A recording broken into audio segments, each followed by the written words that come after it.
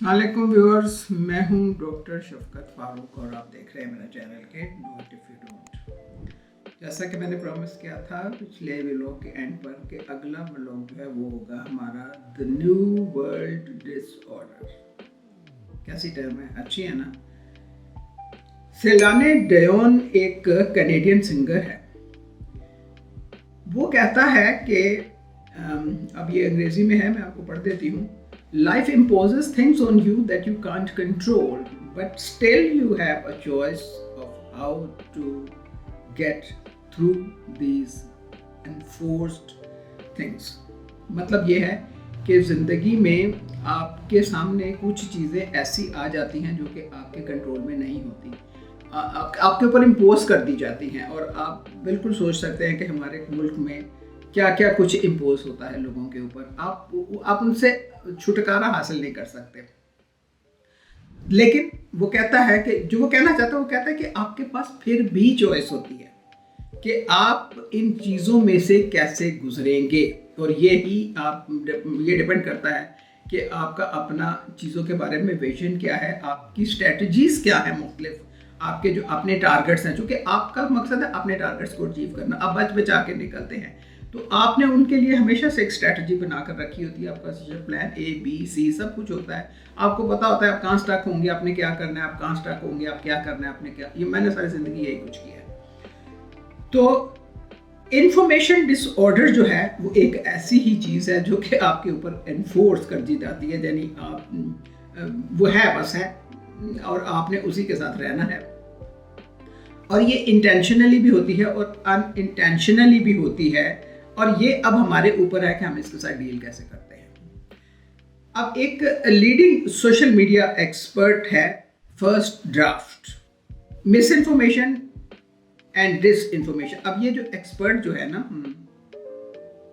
वो ये कहता है कि मिस इन्फॉर्मेशन और डिस इन्फॉर्मेशन जो है ना, उसने क्रिएट कर दिया है न्यू वर्ल्ड डिसऑर्डर। यानी ये जो बेसिकली जो इन्फॉर्मेशन डिसऑर्डर है ना, और ये डिसऑर्डर क्यों आया? क्योंकि हमारे यहाँ न्यूज़ कम और वो जो है फेक न्यूज़ ज़्यादा होती है, इन्फॉर्मेशन कम और मिस इन्फॉर्मेशन ज़्यादा होती है और डिसइन्फॉर्मेशन बहुत ज़्यादा होती है। और जाहिर है कि ये क्या करेगी, आपको क्या डिसऑर्डर ही क्रिएट करेगी ना, जो कि वो कर रही है। हमें नज़र आ रहा है चलता फिरता डिसऑर्डर। अपने यहाँ तो खैर बहुत ही नज़र आ रहा है, भीड़ है हमारे यहाँ तो इसकी लगी हुई दुनिया में भी हमें नज़र आता है। अब ये होता है, ये जो डिसऑर्डर है ये क्यों होता है? ये होती है कि हमारी अपनी एक विल कि हम जानबूझकर ऐसी चीज़ों को फैलाते हैं विदाउट रियलाइजिंग कि ये हमें पता भी होता है कि ये फॉल्स है, और समटाइम हमें नहीं पता होता कि ये फॉल्स है। लेकिन जब हमें पता होता है कि ये फॉल्स है, इसके बावजूद हम शेयर करते हैं क्योंकि हमारी मैल इंटेंशंस होती हैं, नेगेटिव इंटेंशन होती हैं। हम किसी ना किसी को नुकसान पहुंचाना चाहते हैं। और ये इन्फॉर्मेशन जो है ये शेयर होती है लाइक माइंडेड लोगों के साथ। और ये लाइक माइंडेड जो हैं, लाइक माइंडेड ये टेररिस्ट भी हो सकते हैं, मनी लॉन्ड्रेड भी हो सकते हैं, रिलीजियस एक्सट्रीमिस्ट भी हो सकते हैं, रेशियल एक्सट्रीमिस्ट भी हो सकते हैं। मैंने आपको जैसे पिछले व्लॉग में बताया था ना कि ये वेपनाइज इन्फॉर्मेशन सेंड किए जाते हैं, या के पास सर्वे फॉर्म्स आ जाते हैं, इसमें 4 ऑप्शन दी भी होती हैं। वो मुख्तलिफ ग्रुप्स के लिए होती हैं। वो जो एक दफ़ा एक मैसेज आएगा वो किसी एक ग्रुप को टारगेट करेगा, फिर किसी दूसरे को, और जब जिसको वो टारगेट करता है ना, ये जो भेजने वाले उनको एग्जैक्टली पता होता है कि किसके पास, उसको फिर वो उसी तरह के मैसेजेस भेजे जाते हैं सो मच कि उनका पूरा ब्रेन जो है वो वॉश हो जाता है। अब मैल इन्फॉर्मेशन जो है ये टर्म यूज हुई थी उस वक्त जब ये एक जेन्युइन इन्फॉर्मेशन है, बिल्कुल सही इन्फॉर्मेशन है, लेकिन वो शेयर कर दी जाती है इस तरीके से, यानी सही इन्फॉर्मेशन है वो इस तरीके से शेयर कर दी जाती है कि अगले बंदे को नुकसान पहुंचता है।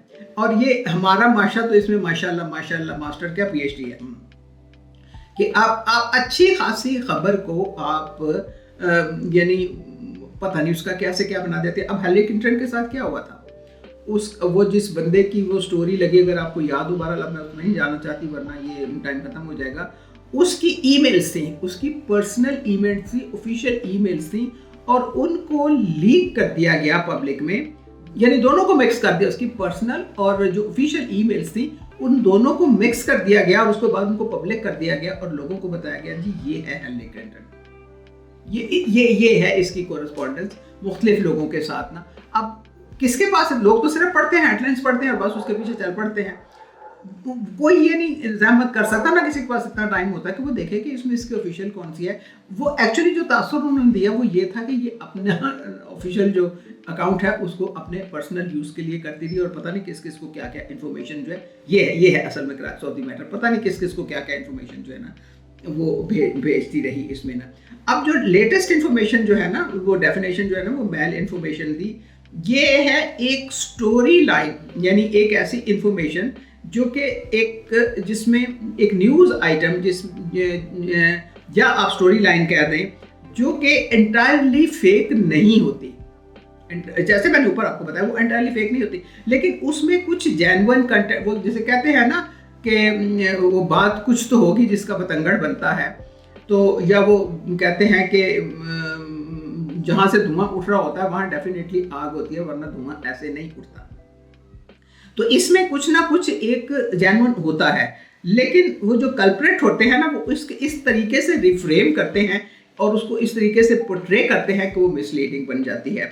अब इसके पीछे इंटेंशन क्या होती है? इसके पीछे इंटेंशन ये है कि जो करने वाला है ना वो इसके वही बात है कि वो इसके अंदर से ना सटल चीज़ें जो है या तो ऐड कर देता है या रिमूव कर देता है, और उसके बाद वो जो पढ़ने वाला है ना वो ये समझता है कि ये जो भेजने वाला बंदा है या तो ये मजाक कर रहा है, जो कि इंग्लैंड में ऑब्वियसली के मजाक में मैंने आपको बताया था कि बहुत बड़ी बड़ी चीज़ें कर दी जाती हैं, और या ये है कि भाई मतलब जो अपोजिंग पीपल हैं, जो यानी जिन्होंने वो मैसेज भेजा हुआ होता है, उनकी एक्चुअली जो इंटेंशन होती है वो ये है कि इसको फैक्ट चेकर्स जो है ना वो इसको चेक ना कर सके और इसको as a fake news categorise ना कर सके। बात आपको समझ में आ गई है कि जो इंटेंशंस होती हैं ना उसकी एक तो वो होती हैं कि भाई आप किसी को नुकसान पहुंचाना चाहते हैं टारगेटेड लोगों को, और दूसरी उसको आप कुछ ऐसे तरीके से करते हैं कि बाद में बेशक आप सॉरी कर ले। हमारे यहाँ आमतौर पे होता है एक बात कर दी, एक वीलॉग कर दिया, एक ट्वीट कर दिया और उसके बाद उसको फौरन डिलीट कर दिया, नहीं सॉरी ये तो हमारा अकाउंट नहीं था इसलिए हमने,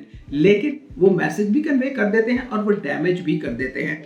और जाहिर है कि बाज़ औक़ात वो उनका वो जो है वो ओपन हो जाता है कि ये कौन लोग हैं। जो फैक्ट चेकर हैं वो मतलब उनको पता होता है कि ये एग्जैक्टली कौन है। जैसे हमारे यहाँ एजेंसियाँ बैठी हुई हैं, FIA बैठी हुई है जो साइबर क्राइम को इन्वेस्टिगेट करती है, उनको बिल्कुल पता होता है कि ये कहाँ से आ रही है, लेकिन वो काम इस तरीके से करते हैं कि आप उनको पकड़ नहीं सकते ना। मतलब फैक्ट चेकर नहीं पकड़ सकता, वो अपनी आइडेंटिटी को या अपनी इंटेंशंस को उसके पीछे हाइड कर देते हैं, जो कि वो एक मैसेज जो कि वो हार्मफुल मैसेज होता है, लेकिन जिस तक उन्होंने मैसेज पहुँचाना होता है वो उस तक पहुंच जाता है। और इसका एक और मकसद ये है कि इस तरीके से आप जो लाइक माइंडेड लोग हैं ना उनसे आप कनेक्ट करते हैं। मसलन अगर आप जब वो करेंगे डिस्टॉर्ट कर देंगे किसी भी इंफॉर्मेशन को, तो जिस बंदे ने उससे जो भी अखज़ करना है वो करता है और फिर उसके ऊपर वो रीट्वीट या रीअप्लाई करना शुरू कर देता है, और अगले बंदे भेजने वाले को पता चल जाता है अच्छा ये इस माइंड का, फिर वो उस लाइन पर उसको चढ़ा देते हैं और बस उसका काम हो जाता है। अच्छा, अब एक तीसरा इसका मकसद ये होता है कि आप एक इंटरनेशनल केओस क्रिएट करते हैं, यानी एक ट्वीट या एक इंफॉर्मेशन आपने, इस किस्म की इंफॉर्मेशन है जो आपने शेयर कर दी जो कि इंटरनेशनली एक केओस बन जाता है। और आप खुद सोचें कि हमारे यहाँ ऐसी कौन सी इंफॉर्मेशन है जो हमारे यहाँ भी शेयर हुई और पब्लिक इंटरनेशनल उस पर भी शेयर हुई, जो कि शर्मनाक है, बहुत ज़्यादा शर्मनाक है। और हमें, मेरे पास अल्फाज तो हैं, मैं कहना नहीं चाहती इस मीडिया के ऊपर कि हम इस किस्म के लोग हैं कि हम अपने ही साथ सिंसियर नहीं है, हम अपने मुल्क के साथ कैसे सिंसियर हो सकते हैं ना।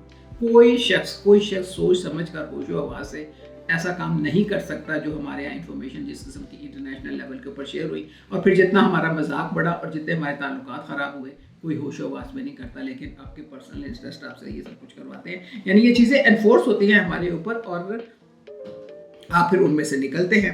अब इसको कहते हैं कि वेपनाइजिंग द टेक्स्ट, यानी जो आपका जेन्युइन एक जेन्युइन लेटर है या एक कोई जेन्युइन ट्वीट है या कोई जेन्युइन इंफॉर्मेशन है आपके सामने, आप उसको इस तरह डिस्टॉर्ट कर देते हैं कि वो एक इंतहाई ख़तरनाक हो जाती है और वो वेपनाइज हो जाती है। आप सोच लें कि हमारे यहाँ क्या चीज़ इस्तेमाल हुई है, वही जिसका मैं मुस्तकिल जिक्र करती चली आ रही हूँ, जिसको कि सिफर भी कह लें आप काफ़ी समझदार है, आपको समझ आ गई होगी।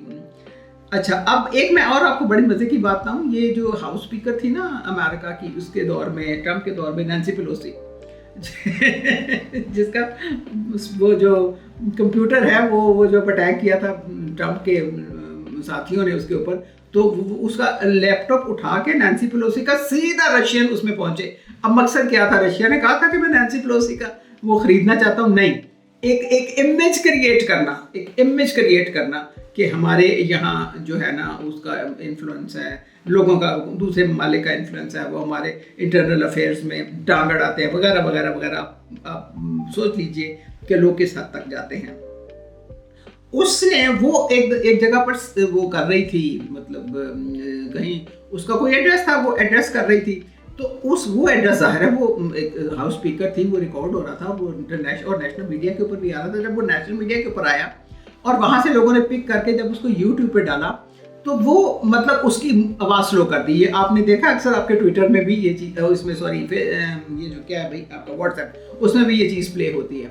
अब वो बहुत आहिस्ता, यानी जो कहने वाला था ना, उसने जो दिखाया ना, तो वो जो मैसेज करने हो रहा था वो ये था कि शी इज़ डन।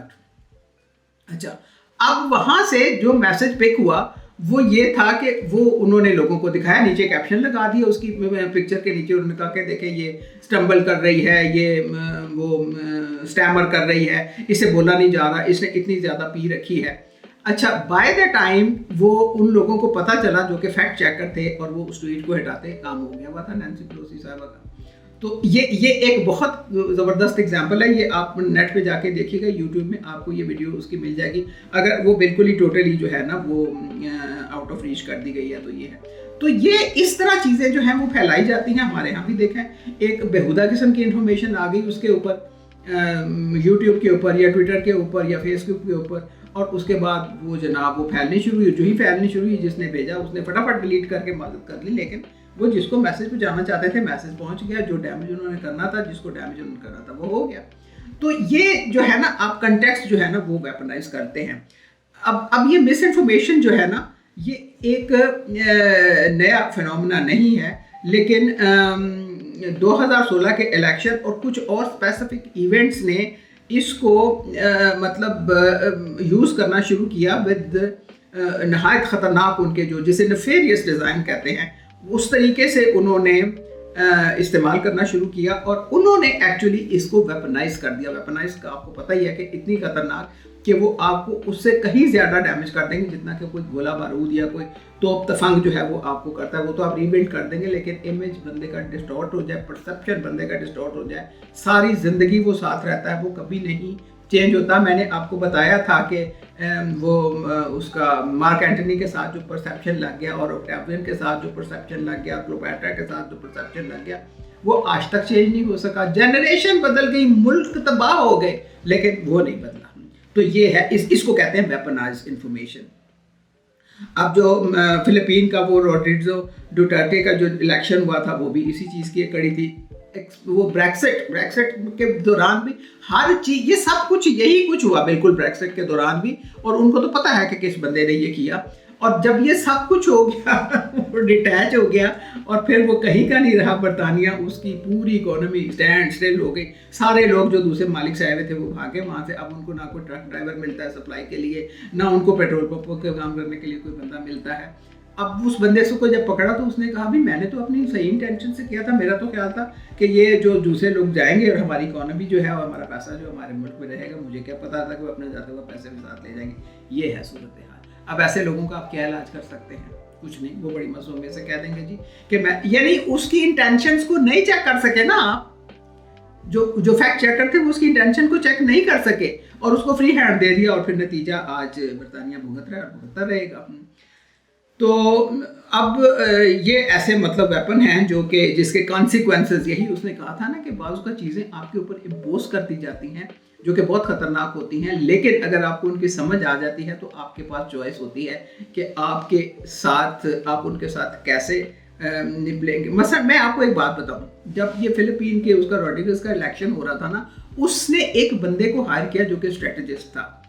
उसने क्या किया कि उसने एक फेसबुक के ऊपर एक मैसेज पोस्ट किया और उसने कहा जी कि आपके इलाके में क्या हो रहा है, सिंपल क्वेश्चन, आपके इलाके में क्या हो रहा है। अच्छा, उसके ऊपर हज़ारों लोगों ने जनाब वो लिखना शुरू कर दिया, जी हमारे यहाँ ये हो रहा है, हमारे यहाँ ये हो रहा है, हमारे ये, सो मच सो कि उसके 1 लाख मेंबर बन गए। अच्छा, अब जब वो मेंबर बन गए तो इसने मतलब ये जो बंदा है जो ये कर रहा था मैनिपुलेट, उसने एक स्टोरी जो है ना वो छाप दी जिसमें उसने कहा था कि जो वो है ना अपना ड्रग रिलेटेड क्राइम जो हमारे इलाके में बढ़ रहे हैं। अब ये उसके कहने की देर थी तो हर शख्स ने जनाब ड्रग रिलेटेड क्राइम्स के ऊपर जो है ना वो बात करनी शुरू कर दी, और उन्होंने इस तरह पोर्ट्रे किया कि फिलिपीन जो है ना इसमें और कोई क्राइम नहीं है, सारे क्राइम जो है वो ड्रग्स के हैं या ड्रग्स रिलेटेड क्राइम है। और ये किसी ने ये रियलाइज नहीं किया कि रॉड्रिगेज जो था वो इस स्लोगन के ऊपर इलेक्शन लड़ रहा था कि मैं उसमें हुकूमत आकर ये ड्रग्स माफिया जो है ना इसके खिलाफ एक्शन लूंगा और इसको ख़त्म कर दूंगा। बेसिकली वो खुद ही तो ये चलाता था सारा कुछ।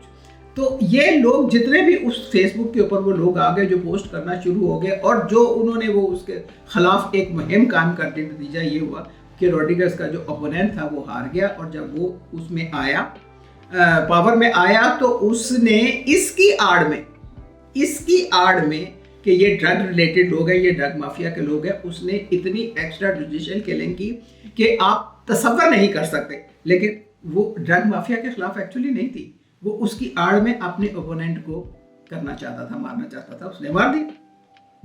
और ये एक बड़ी ही क्लेवरली डिजाइन और बड़ी वेल प्लान्ड एक्सरसाइज थी, और ये एक्सरसाइजेस हमारे यहाँ भी होती हैं। प्लीज बी विजिलेंट कि ये लोग जो हैं ये आप अनचाहे हुए भी, ना चाहते हुए भी आप किसी के हाथों में इस्तेमाल हो रहे होते हैं। तो ये चीज़ जो है ना ये आपको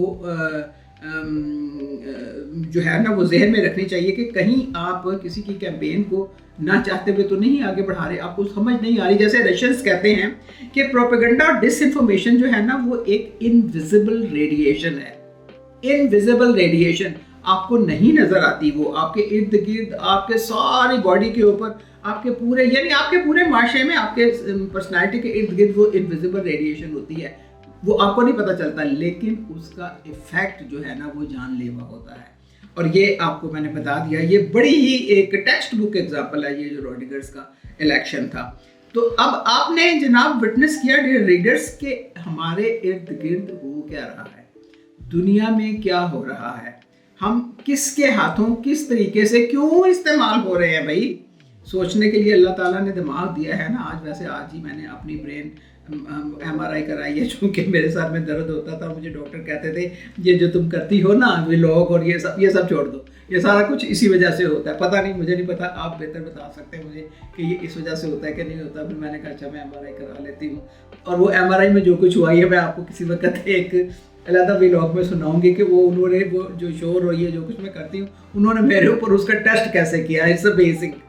तो जनाब आप विजिलेंट रहिए, अलर्ट रहिए, इस किस्म का कोई भी डिज़ाइन है उसको थॉरवर्ड कर दीजिए कि चले अगर एक भी बंदा आपकी एफर्ट से बच गया, एक बच्चा भी आपकी एफर्ट से बच गया, कोई खातून आपकी एफर्ट से बच गई, चाहे वो कितनी भी अनपढ़, कितनी भी जाहिल, गवार पाथियाँ लगाने वाली ही क्यों ना हो, लेकिन आप बात इस तरीके से करें कि उसकी समझ में आ जाए। मैं तो वैसे कोशिश करती हूँ, पता नहीं किसी को समझ आती है कि नहीं आती, लेकिन मेरा ख्याल है कि किसी न किसी को समझ ज़रूर आती होगी। तो जनाब अगला होगा जो व्लॉग है हमारा, वो होगा इन्फोडेमिक एंड इन्फोडेमियोलॉजी। ये भी नई टर्म्स हैं, आपने अपनी वोकैबुलरी में इजाफा करते जाइएगा। तो अगर आपको व्लॉग पसंद आया हो तो इसे लाइक कीजिए, शेयर कीजिए, सब्सक्राइब कीजिए चैनल को, और आप बेल आइकॉन ज़रूर दबा दीजिए ताकि आपको सबसे पहले पता चले कि इन्फोडेमिक और इन्फोडेमियोलॉजी क्या चीज़ है। आपसे मुलाकात होगी अगले हफ्ते। अल्लाह हाफिज़।